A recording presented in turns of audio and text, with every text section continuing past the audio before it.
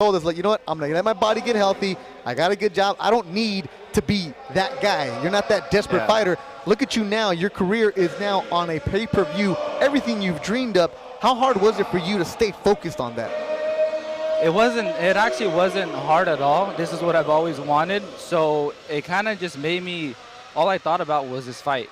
And I was just zoned in on this fight. My emotions still haven't played a big role come Saturday or come Friday, the weigh-ins, where I'm actually like, oh, wow.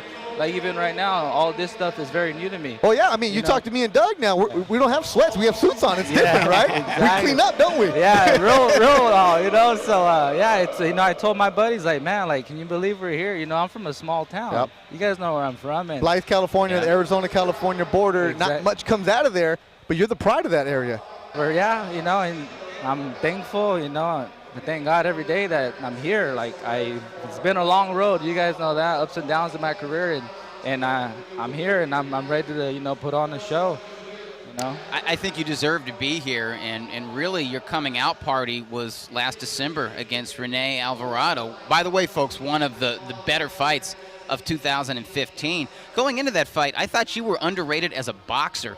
Coming out of the fight, I thought to myself, man, he's underrated as a puncher. I can't believe the way you hurt Rene, who usually has a rock-solid chin, and got him out of there. It was very impressive. Do you think you can hurt Joseph Diaz Jr.? Absolutely. I know I can. At 126 pounds, I feel very, very strong. I feel quicker. I mean, I'm not dying to make weight. As you can tell, I'm sweating just off of that little light workout. Like, my nutritionist helps me out tremendous, and we have a good team. And I feel great at 126. And I honestly believe I can hurt him, and that's what I want to do. I want to continue my. Are there indications in the gym, like guys that you've sparred with, and I mean, can you feel yourself being stronger? And are you handling sparring partners in a way that let you know, like, you know what, I am strong as a featherweight, and I can punch? Yes, of course. I have my sparring partners tell me even before this camp. Tell me, man, you hit hard for a little guy, and I spar bigger guys as well. Like this sparring, this training camp. Chia Santana? Yeah. You've been in there with a giant welterweight. Yep. He told me you could punch, actually. Yeah, and and I thought he was joking, but he goes, nah. He goes, you hit me with some shots, and I'm like, whoa, like, you got me. Like, oh, I'm scared of you because you Chia, he's a big guy. He's a giant. So whenever I'm at a comfortable weight, I spar him, and he gives me great work. So, and then, I have, I spar with David Mijares for this camp, getting ready for this fight. He's a 135-pounder. Yeah, 140-pounder. Young kid, right? Yes. Out of Santa Monica. Junebug, Golden Boy fighter. Yep, exactly. He gave me really, really good work, and, that's what I need. I always have to get the bigger guys because those are the guys that can sustain the punches, and the pressure. And so he gave me very, very good work, and so did my other sparring partner, Arnold.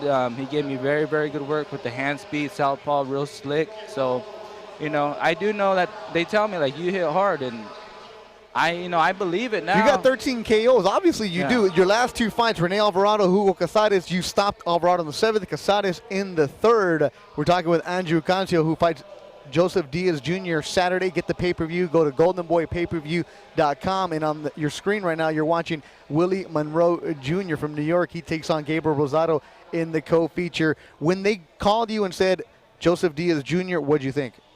Well, they first called me, hey, my manager called me, hey, we have an opportunity to be on the Canelo undercard September 17th. Like, it's going to cut us 2 weeks. Yeah, you already had a fight on September 30th. Exactly. You were the main event. The main event, Fantasy Springs. But I was like, I said, for sure, absolutely. Like, this is an opportunity. Okay, we have to cut a couple 2 weeks, but we've already were in gym training. So, hey, let's go ahead and let's do it. I had already known that in my mind, it's going to be on the undercard. It's got to be a difficult fight. But like I tell everybody, I'm not here to sugarcoat anything or to get the easy fights. I want to go straight to the top. If I can go to the top, let's do it. Let's do it now. I'm going to be 28 next month. I'm not here to BS anybody. Like, either we have it or we don't. As soon as they said Jojo Diaz, I said, yep, let's take it. Not even thinking about it, huh? Let's go. Because I already knew, like, my manager and my team had already told me they're going to eventually match you guys up. The Rene Alvarado fight, he was the main event, I was the co-main event. And we're at the same weight. Like, eventually it was going to come down to it. So what bigger stage than to do it than the Canelo undercard? This is perfect. you might as well take this opportunity while you can. You know, and that's, like I said, it's a dream come true. It's a pay-per-view card. I mean, I used to, when I was just a fan of boxing, I used to look at the TV like, man, that's so cool that these guys are on pay-per-view. You know, I'm here idolizing these fighters, and then here I am. You know. And here you are, Andrew Cancio. Get the pay-per-view. Go to goldenboypayperview.com. He turns 28 next month? Oh, look at you growing up in front of our eyes right here. You're in your prime. This is your peak right now. 17-3-2 is his record. 13 KOs. He takes on undefeated Joseph Diaz Jr. It's pretty cool when you show up on a Sunday or a Monday, isn't it? Yeah, it does. It feels a lot different, you know. Big time, huh? And you know, I get to take time off of work this whole week, so and just rest and relax about the fight. Hey, if they're watching you in the 805, the gas company, right? Yeah, the gas company. Shout out to all my my friends on the gas company and stuff. Especially your boss that let you take the days off. My supervisor. Thank you very much. Appreciate it. Andrew Cancio, check him out. He'll be on all the scenes on the Golden Boy Facebook page, the YouTube page, the Snapchat. Go and check it out. Cancio, good luck to you Saturday. We'll see you all week long. Willie Monroe is in the background right now. He takes on Gabriel Rosado as the co-feature on Saturday. Go to goldenboypayperview.com, the media and entertainment division from Golden Boy, bringing it. Cancio trained by Danny Garcia in Ventura, doing work. And here you see footage of the last fight for Willie Monroe. You see him in the brown trunks, the southpaw.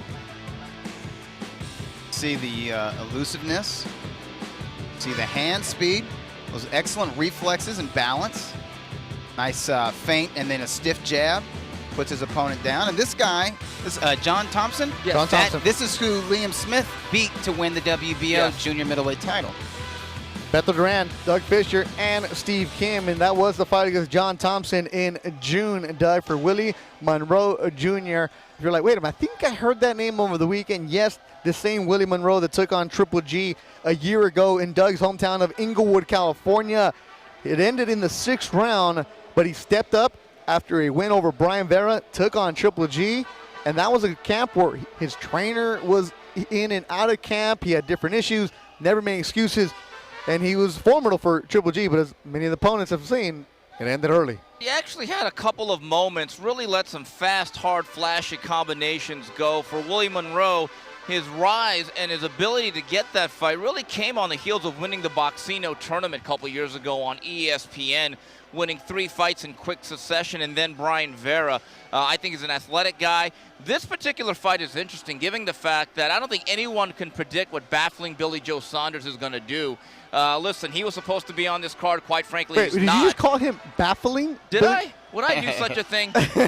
or Bluff Job Sanders, as I like to call him. Oh, Steve's in prime form already. It's only Tuesday. There is an opportunity. I believe that the winner of this fight between Willie Monroe and Mr. Rosado could be facing Canelo in December. Now, in a perfect world, would BJ Saunders be fighting on this card, maybe as a showdown, as a prelude to a middleweight title shot for Canelo? Yes, but we do not live in a perfect world, and Billy Joe Saunders lives on his own planet. I believe now he's fighting October 29th. So there's a lot of stakes here for Willie Monroe and Gabe Rosado, possibly a shot at Saul Alvarez down the line. Right, well, they're talking about that for December. Yes.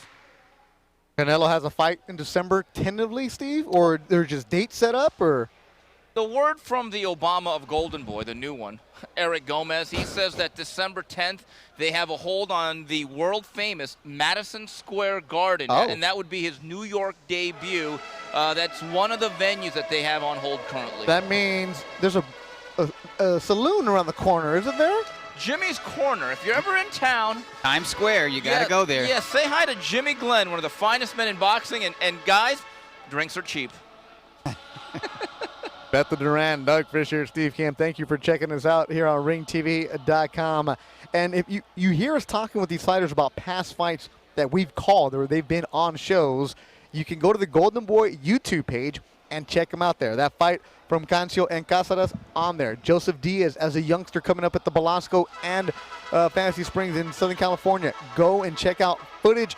If you're watching this right now, that means you're probably at work with covering up with an Excel spreadsheet over this right now. Yes. So you want to make sure you can go mute the sound. You can go and check out that fight. As you see Willie Monroe Jr., Rochester, New York. comes from a fighting family. Dad and uncle were fighters. Monroe takes on Gabe Rosado, and this was a fight that, we thought was going to be on the card a little bit earlier.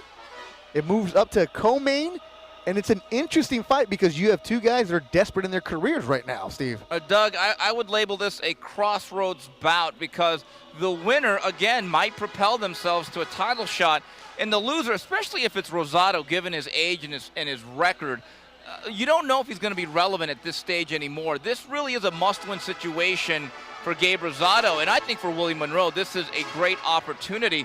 Hey, let's face it, he had problems getting into the ring after the fight with Golovkin last year. Yeah, he was out for a long time, and I was surprised he looked as sharp as he did against Thompson. There you see Tom Hogan taking pictures with the Golden Boy shirt. Andy, the man that was behind the piano with the Golden Boy Ring TV camera.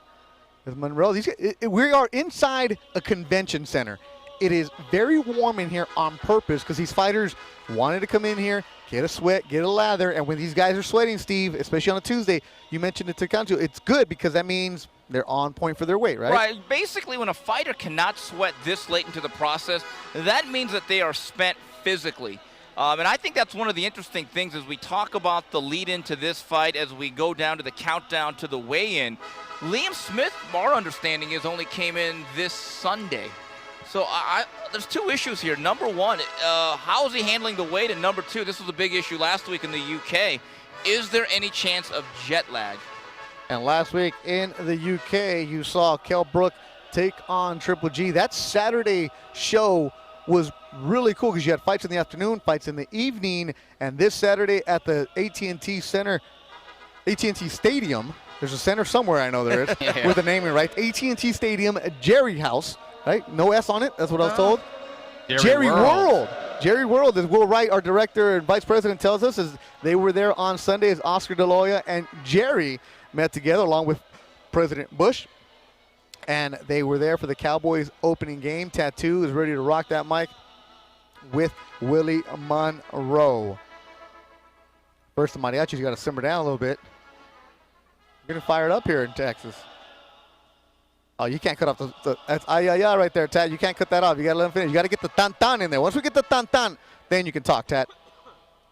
Oh, it's Guadalajara they're singing. Oh, Canelo shows up tomorrow. You can't cut off Guadalajara.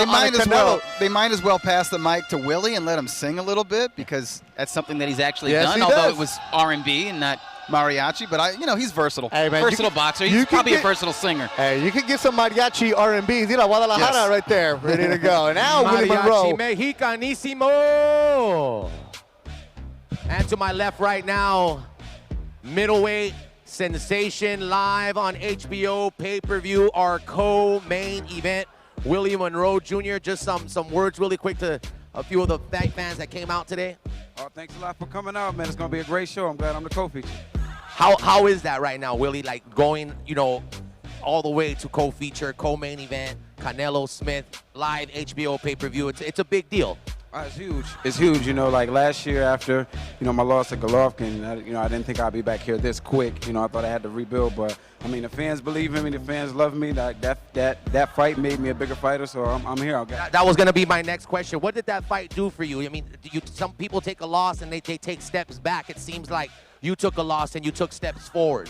It just enhanced my hunger. Enhanced my hunger, my drive. Every fighter has that kick in the butt that they need to take them to that next level. It's not that you're not there, but everybody goes to that next level some type of way. So that was my kick in the butt. I got to let the fight fans know that are here, and of course the fight fans watching all around the world on the ringtv.live. This Gabe Rosado, man, he really don't like you, man. He's really saying that he's totally gonna knock you out. He's gonna go in there and put hands on you. This is not a game. This is no joke. He's here to take you out, and he just plain and as simply said, I don't like Willie Monroe Jr., period. I don't want to see him. I don't want to bump into him. I don't want to walk into him. What do you have to say about that right there, Willie Monroe, to your opponent, Gabe Rosado, if he was here right now? God bless him. There it is, ladies and gentlemen. This Saturday live on HBO pay-per-view, 2 real middleweights battle it out.